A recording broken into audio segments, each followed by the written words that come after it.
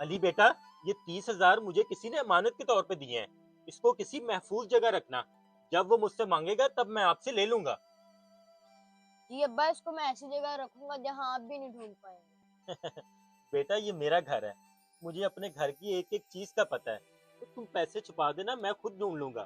ठीक है अब्बा जी। अस्सलाम वालेकुम रज़ाक भाई। वालेकुम अस्सलाम बिशारत भाई। एक बिस्किट का डब्बा तो दीजिएगा। मैं अभी दे देता हूँ आपको। ये लें बिशारत भाई, कितने पैसे हो गए? आपके 200 रुपए हो गए। और हाँ बिशारत भाई, मैं कल गांव जा रहा हूँ। जो मैंने बतौर अमानत आपको 30,000 रुपए दिए थे वो मुझे दे दीजिएगा। मैंने कल गांव जाना है। जी ठीक है रज़ाक भाई, मैं शाम तक आपके पैसे आप तक पहुंचा दूंगा। बहुत शुक्रिया भाई।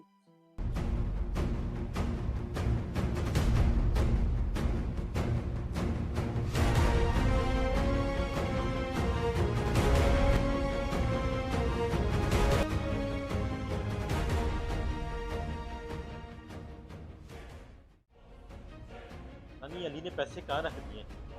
चलो उससे ऊपर जाके पूछता हूँ। अली बेटा, जी अब्बा। अली बेटा, जो मैंने पैसे दिए थे वो आपने कहाँ रखे हैं? मैंने सारा घर ढूंढ लिया है, मुझे कहीं नहीं मिले। हाँ, मैंने आपसे कहा था कि आपको पैसे नहीं मिलेंगे।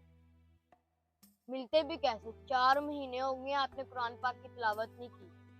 बेटा तुम क्या कह रहे हो? मुझे कुछ समझ नहीं आ रही। वो पैसे कहाँ हैं? वो मुझे दो। बाबा आप यहीं रुके, मैं भी आपको पैसे ला के दूँ।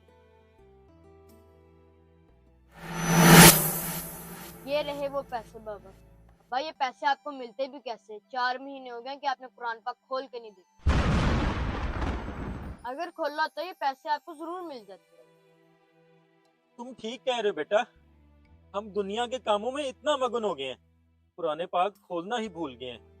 शायद इसीलिए दुनिया भर में मुसलमान जलील हो रहे हैं। बेटा इंशाल्लाह मैं आइंदा से रोज कुरान पाक की तिलावत किया करूंगा।